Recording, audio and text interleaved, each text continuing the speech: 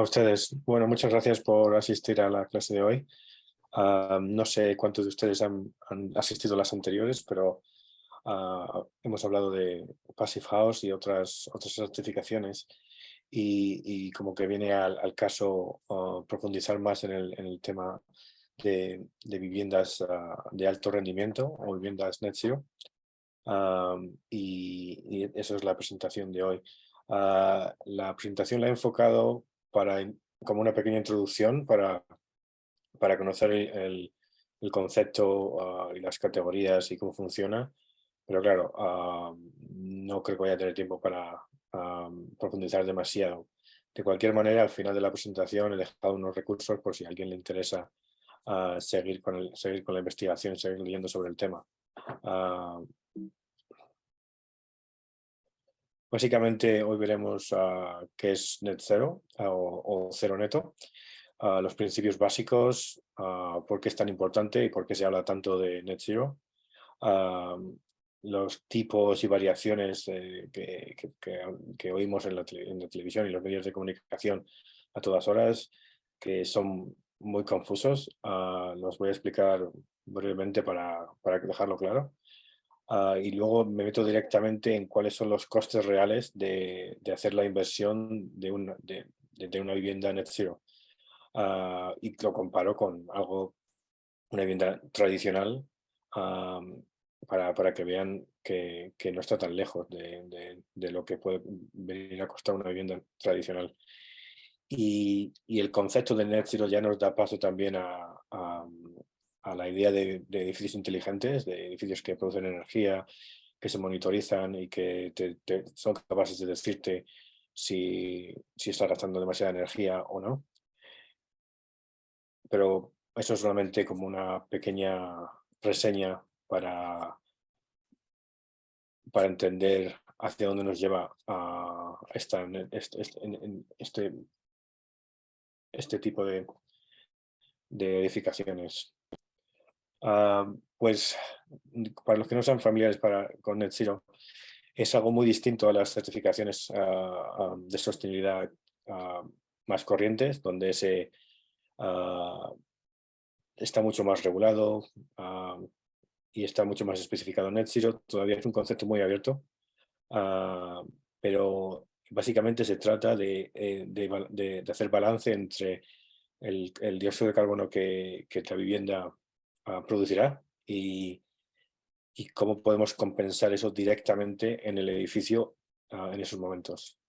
Ah, para que se haga una idea, el concepto es bastante sencillo, que es una analogía que se pone siempre. Es básicamente, si se imaginan una bañera con el grifo abierto y el tapón quitado, se trata de hacer balance entre el agua que entra en la bañera y el agua que sale, para mantener un nivel cero.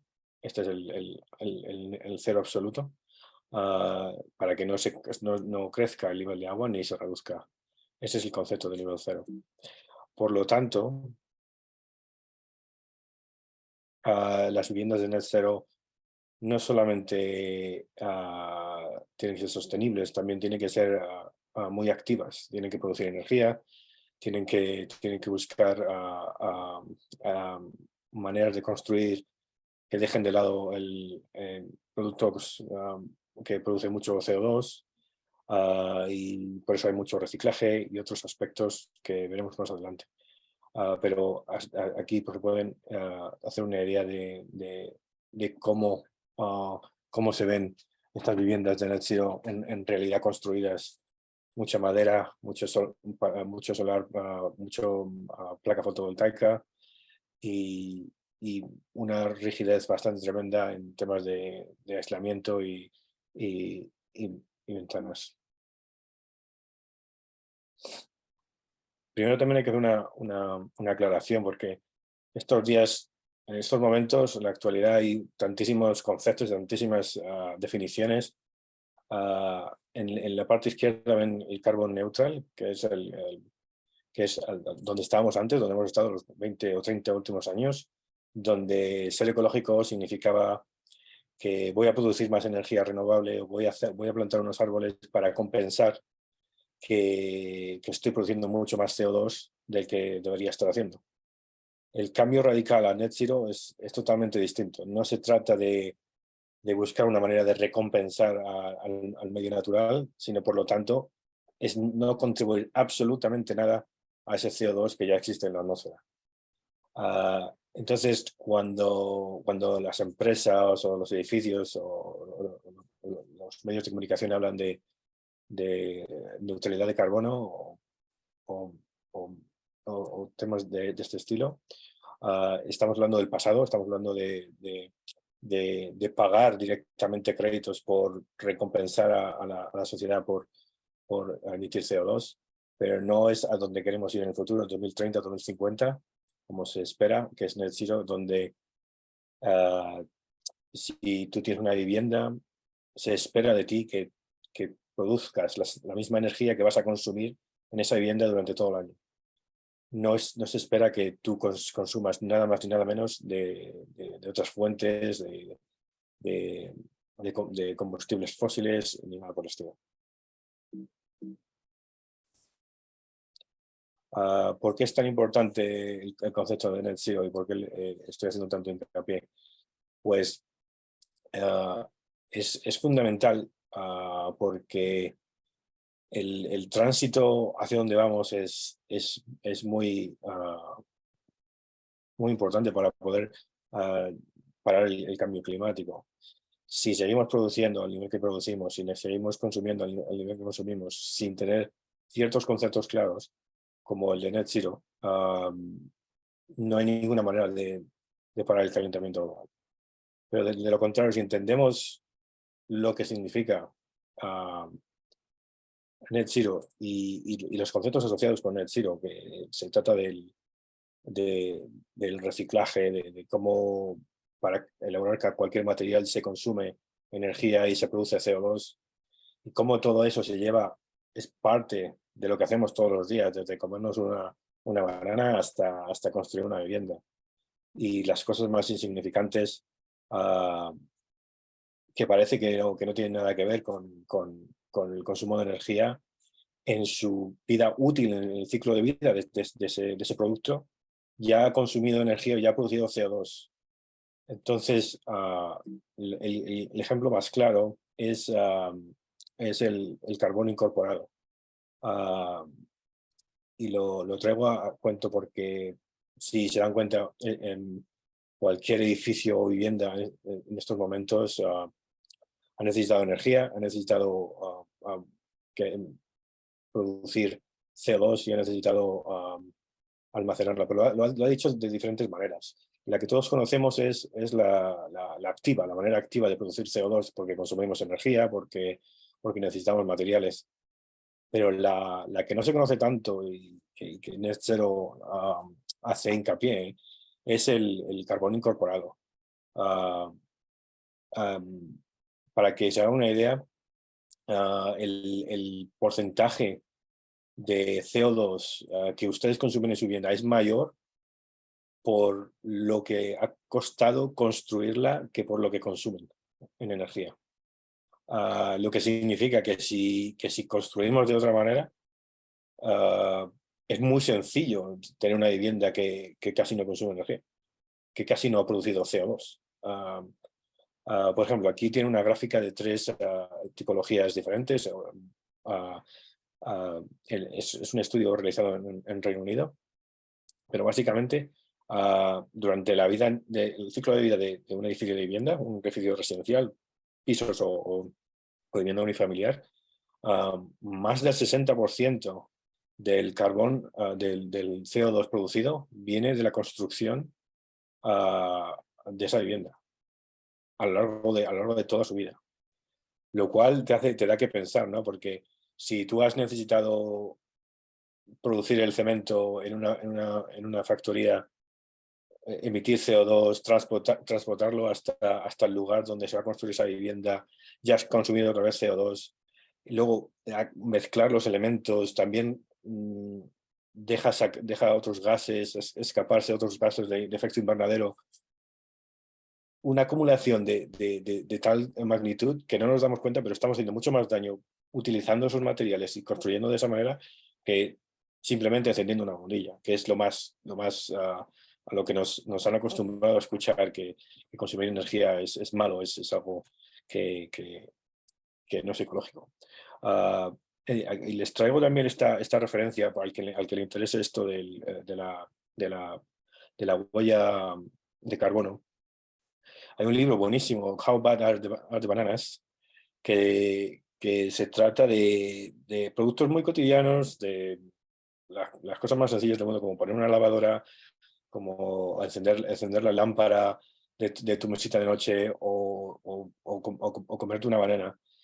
Este autor ha descrito todos esos hechos con medidas de carbono para que al que le preocupe el medio ambiente y al que le preocupe lo que está haciendo con su huella de carbono, se dé cuenta qué productos y qué cosas que hace en su vida cotidiana consume más carbono y produce más CO2. Ah, la historia de las bananas es un poco una broma, pero para llamar la atención, pero dentro del libro se habla de todo, se habla de frutas, se habla de productos de materiales de construcción, viajes y todo lo que se puedan imaginar. Ah,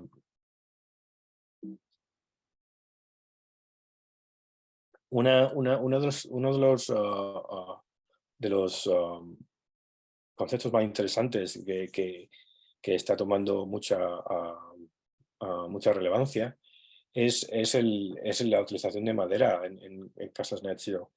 ¿Y por qué? ¿Por qué es esto? No solamente porque es un elemento natural y porque es algo muy estético, muy agradable, ah, pero más importante todavía es que este elemento es capaz de absorber CO2 en su vida útil.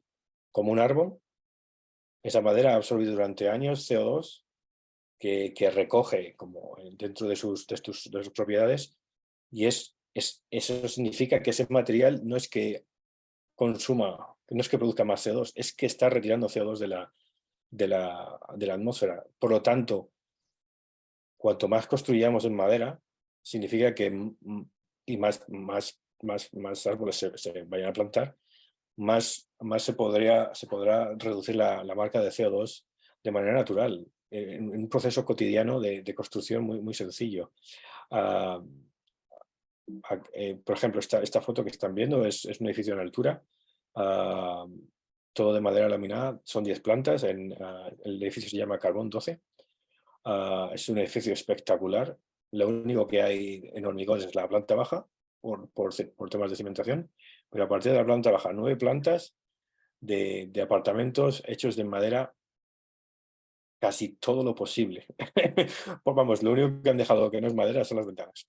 Si me explico, lo demás son todo productos de madera o derivados de la madera, productos reciclados de la madera, como contrachapados, y el resultado es absolutamente impresionante. Pero lo más interesante es que este edificio no es que sea net zero, es que ha sido capaz es capaz de contribuir positivamente a, a la carga de CO2. De hecho, recoge más CO2 de la atmósfera de lo que ha necesitado para producir el edificio.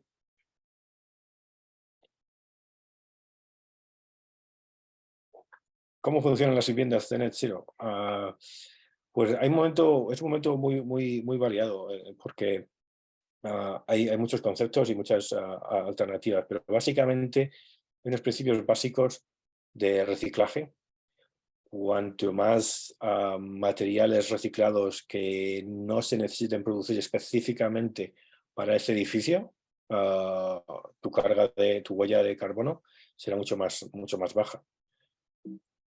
Y luego la evidencia clara de una vivienda en el cielo es que vas a tener que producir energía ah, de distintas maneras. Lo más natural es tener placas fotovoltaicas y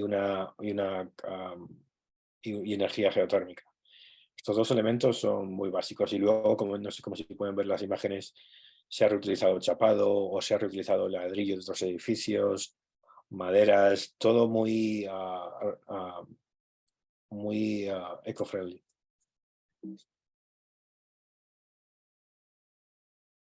Aquí tiene un diagrama bastante sencillo, como les comentaba. El Net Zero va un punto más allá del Passive House, porque el goal de los que propusieron esta manera de pensar es que en algún momento tu propia vivienda produzca más energía de la que necesita, y ya no es que no consumas energía y no dañes el medio ambiente, sino que estás ayudando a otros edificios, como edificios antiguos o viviendas antiguas que no son capaces de llegar al mismo estándar, a que consuman energía renovable que tú produces en tu propia vivienda.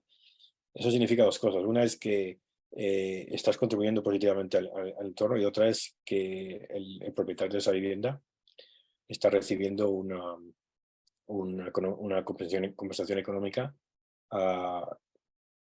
pasiva, básicamente sin tener que hacer nada. Lo cual convierte estas posibles nuevas viviendas net zero en una fuente de ingresos bastante interesante, que ya probablemente hayan escuchado con subvenciones de placas solares y otros tipos de planes gubernamentales que seguramente hayan visto en sus países para promover la energía solar y demás, pero que no ha llegado de verdad a funcionar porque no se han preparado los edificios con el tiempo suficiente. Por ejemplo, aquí tienen el diagrama básico de la Net Zero. Las placas solares, en inglés se llama heat pump, pero vamos, es una energía geotérmica, que es la única manera sostenible de producir calor en estos momentos. Un aislamiento de envolvente mejor que cualquier otra vivienda.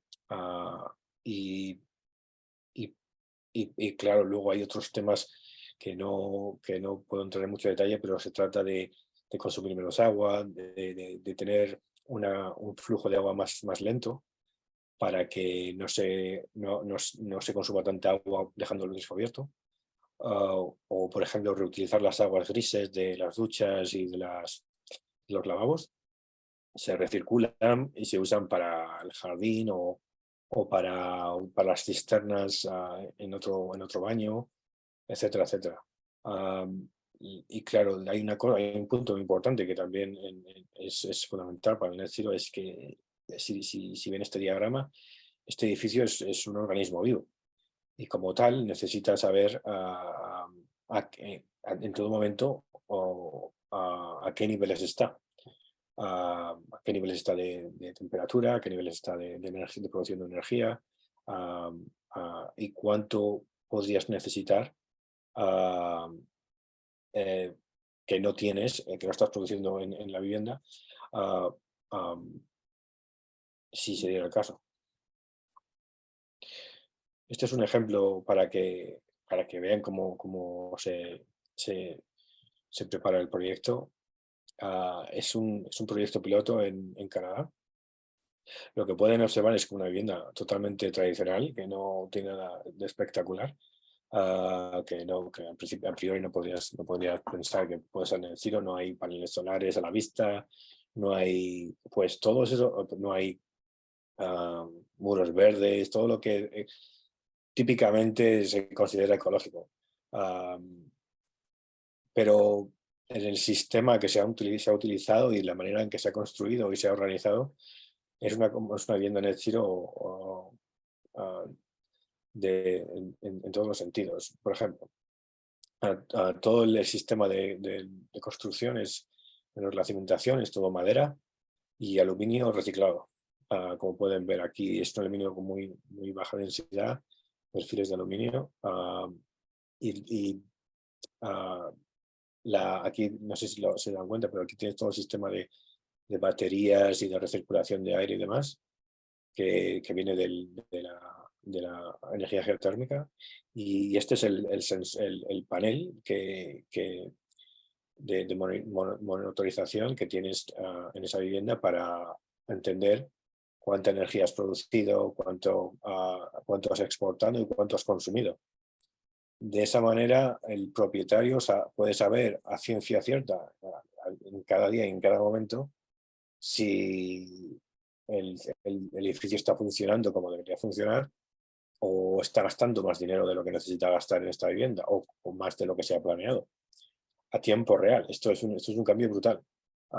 Y esto no sé cómo funciona en otros países, pero en Reino Unido se está llevando hasta un extremo. Se pretende que cada vivienda tenga un monitor que sea capaz de visualizar gas y electricidad y agua. De tal manera que la recolección de de todos esos datos le ofrezca al propietario de la vivienda los medios suficientes para decir, tengo que actuar y tengo que cambiar el sistema o para gastar menos o directamente tengo que, que cambiar de vivienda porque estoy haciendo mucho daño al medio ambiente o no me merece la pena gastar tanto dinero en calefacción.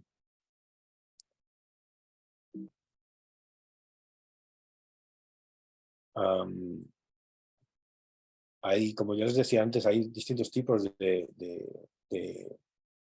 seudónimos o de apellidos de Net Zero porque la idea es que es crear un movimiento y dejarlo abierto para que aquellas personas o aquellos inversores que no pueden permitirse una vivienda de net zero positivo que produzca más energía de la que necesita, pueda tener esa vivienda preparada para un futuro con muy pocos recursos, para cuando llegue el momento oportuno poder actualizarla fácilmente, o también se dan los casos de aquellos proyectos que son capaces de reutilizar recursos, de invertir en energía, vayan un paso más allá y sean completamente autosuficientes.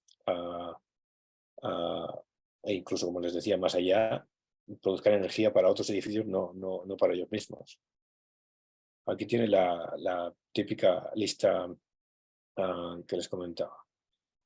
Y es muy interesante porque se entiende de que no todos los edificios de la noche a la mañana van a poder tener llegar a esta situación de consumir energía, ah, ah, consumir la energía que solamente producen ellos en el edificio.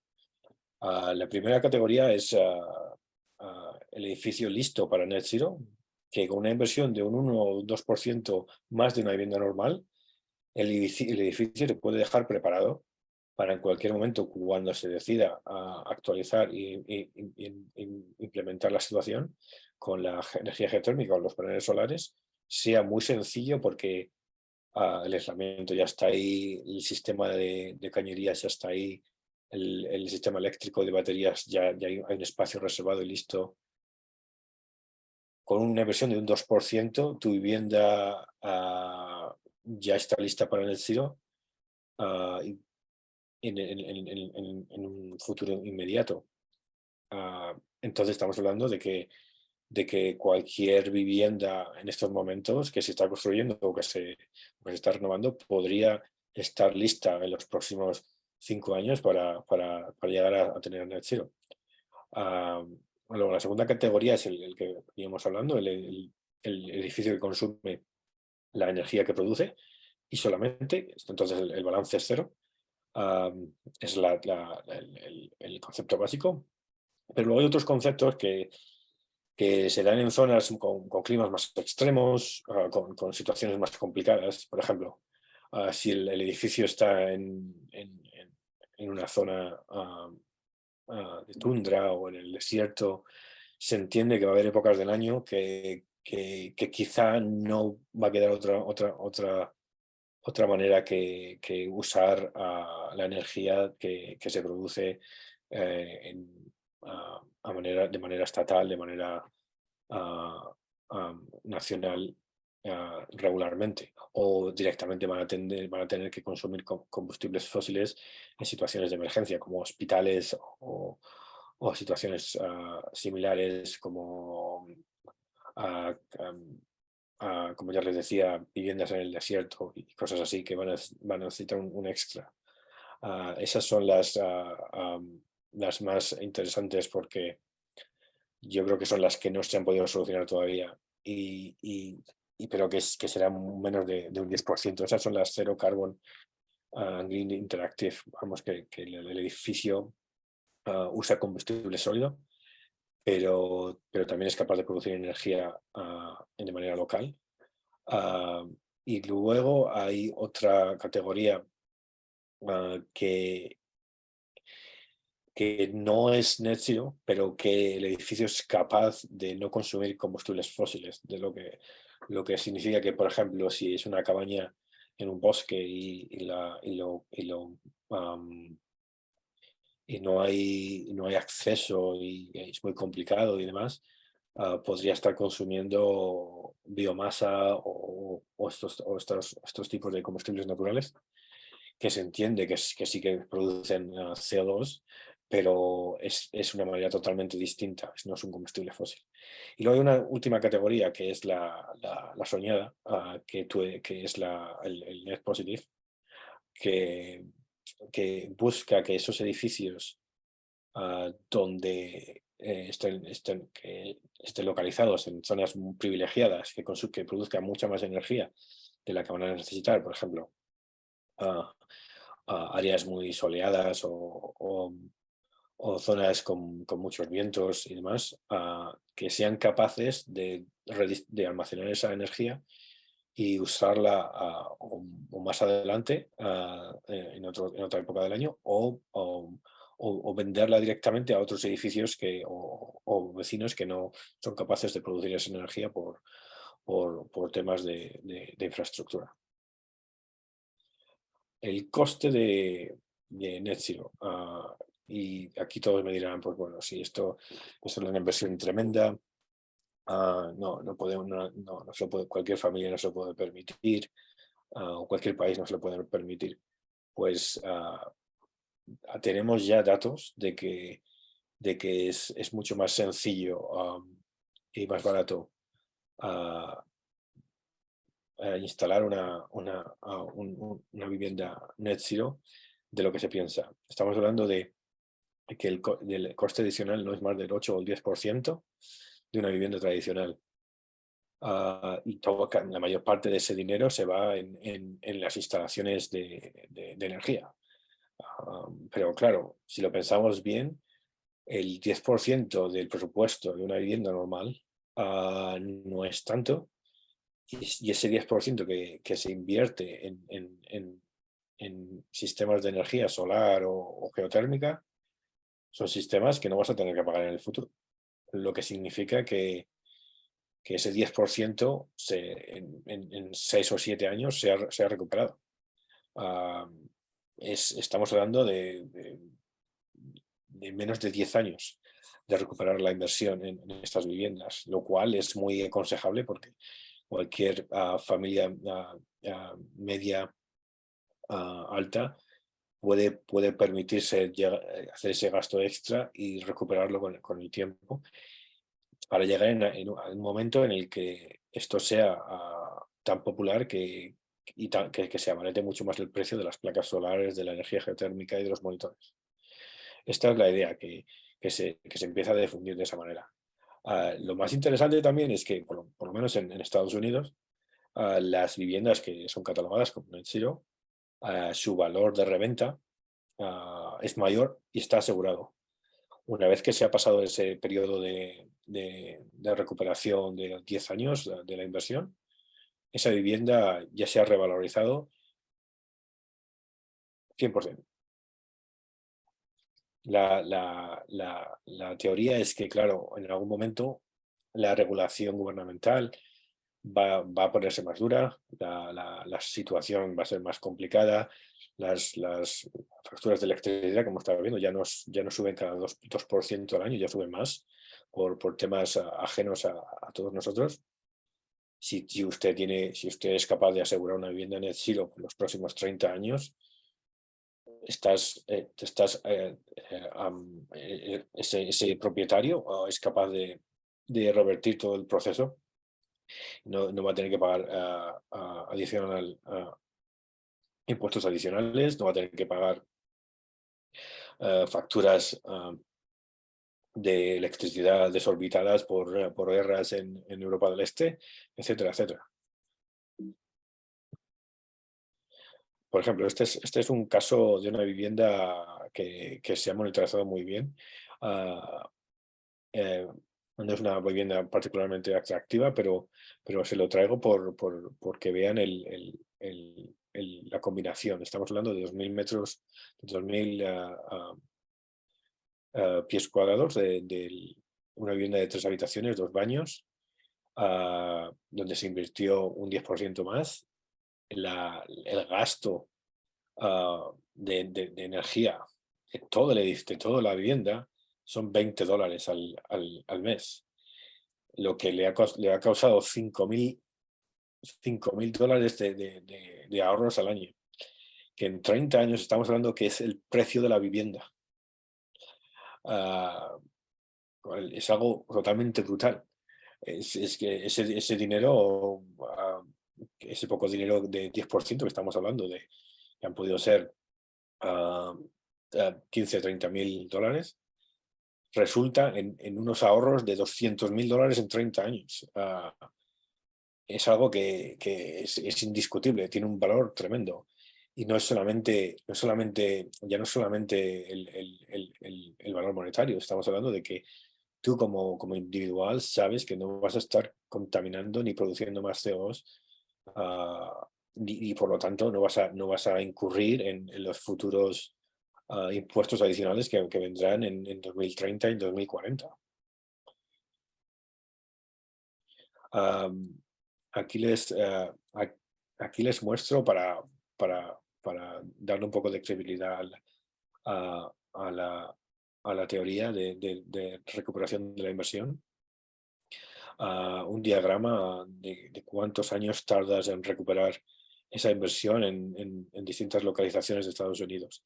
Como ven, nada sube más del 15 años. 14 años es el máximo. Y hay algunos sitios como California que está llegando a los 7, 8 años. Eso es algo sorprendente. Pero claro, esto funciona porque se está convirtiendo en un estándar que se va a esperar de toda vivienda en el futuro. Entonces, cuanto más se desarrolle este sistema, más se instalen estos proyectos, más baratos serán.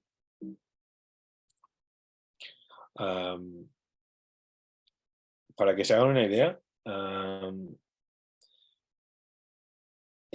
si por lo que sea no se pueden permitir un gasto extra del, del 15 o 20%, con solamente un 2 o un 3% de inversión extra, se puede preparar la vivienda para que en 5 o 10 años, cuando el momento llegue y el deseado objetivo de Net Zero se cumpla, se puedan instalar esos sistemas adicionales de placas solares, de geotermia, sin mayor problema para esa vivienda ni mayor destrucción de la vivienda existente, menor gasto también, por 2 o un 3%. Básicamente, cualquier vivienda en el planeta podría estar preparada para el 2040 por una inversión de 5.000, 6.000 dólares. Claro, dependiendo de la zona también, y es muy relativo todo. Porque claro, hay países que tendrán acceso a ciertos sistemas en materiales que otros quizá no tanto. Hay zonas, como ya hemos hablado, que podrán acceder a un sistema completo y otros que todavía tendrán que seguir dependiendo de ciertos combustibles naturales. Pero la conclusión es que Net Zero cuesta más, pero tampoco tanto. Eso es una realidad que podría ejecutarse en los próximos 10 años.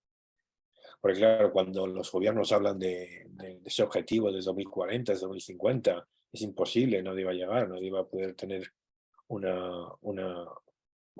parar de producir CO2 pues la industria de la construcción sí que podría, con una inversión no muy alta. Am, y por último, les quiero introducir a otra cosa, a otro o byproduct, a otro sistema que ha nacido gracias a Net Zero, que es la monitorización de las viviendas privadas. De cómo estos días desde tu computadora o desde tu teléfono puedes monitorizar la calidad del aire de tu vivienda, la cantidad de energía que se está consumiendo hoy y, am, y la cantidad de gas y la cantidad de agua que se ha consumido esta semana. Esto le da un poder de información al propietario brutal, porque de acuerdo con esa información, uno podría tomar acción y decidir gastar menos, o directamente, si es algo desproporcionado, buscar otra manera de usar esa vivienda mucho más sostenible. Les da la posibilidad a estos propietarios de tener edificios inteligentes que se comuniquen con ellos en una disposición diaria o mensual o semanal.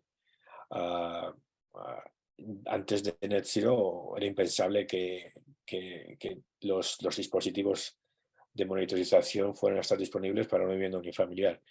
Esto era un sistema de lujo, una cosa fuera del alcance de muchos, pero ahora, como se necesitan esos datos para de verdad comprobar que el sistema está funcionando, se podría convertir en una nueva generación de instalaciones mecánicas para cualquier vivienda convencional. De hecho, como les comentaba antes, aquí en Reino Unido, en Londres, hay una promoción que en estos próximos 2 años toda vivienda va a tener que tener uno de esos monitores para monitorizar el gas que se consume, el agua y la electricidad. Y te proporcionará alertas cuando te pases de ciertos gastos. No porque te vayan a cortar el suministro, pero para que tú sepas que este mes vas a gastar más de lo que normalmente gastas. Y tú reflexiones, quizá esto es demasiado y no necesito hacerlo. Ah, Aquí les dejo también una serie de recursos para los que, para los que quieran seguir investigando sobre el tema. Porque claro, un tópico un poco muy amplio y va desde viviendas hasta cualquier tipo de edificio público. Pero básicamente les dejo unas estrategias como cómo diseñar edificios de Net Zero, con mucha más información sobre el coste de las viviendas para que de verdad ah, se dirigen al detalle de cuánto podría costar cada cosa y quizá extrapolarlo a la zona donde viven. Y, ah, y luego la información que le comenté antes sobre cuál es un poco más informativa y menos ah, focalizada en arquitectura, cuál es la huella de carbono que tu vida normal puede tener con el libro que les comentaba, How Bad Are the Bananas. Básicamente, y si se tienen que quedar con algo con esta charla, es que ah, si me preguntan, es que lo más importante son tres cosas. Una es que el coste extra, el coste extra de una vivienda net zero no es más de un 10% de una vivienda convencional, lo cual no es un impedimento para, para, desarrollarla.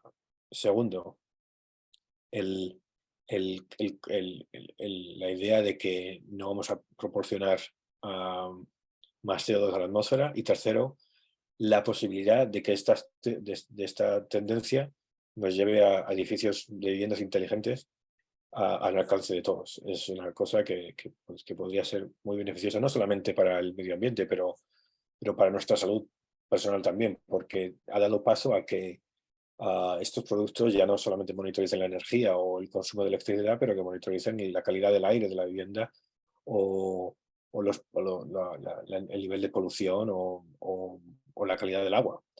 Ah, quizá, quizá a ciertas personas, depende de dónde vivan, les puede parecer un poco exagerado, pero ah, en mis viajes en China, esto es una cosa de muy seria. Esto o en India, saber que que la calidad de aire dentro de mi vivienda está a ciertos niveles es muy importante porque hay una polución brutal. Esto antes era impensable si no se hubieran desarrollado todas estas tecnologías basadas en net zero y en la monitorización de edificios convencionales como las viviendas. Y no sé si tendrán alguna pregunta, pero básicamente eso es la charla de hoy.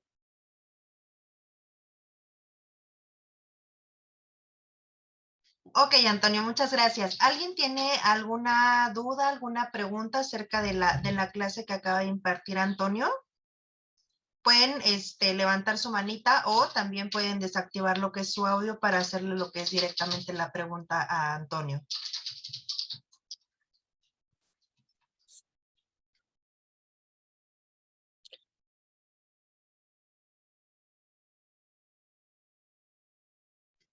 Como que se escucha el murmullo de alguien, pero no sé. Sí, alguien parece que está Ajá. tratando de hacer algo, pero no se ve nada.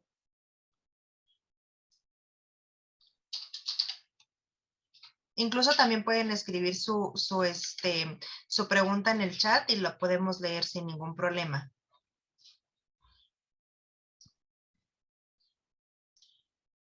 No sé si tú ves algo, yo no veo nada. No.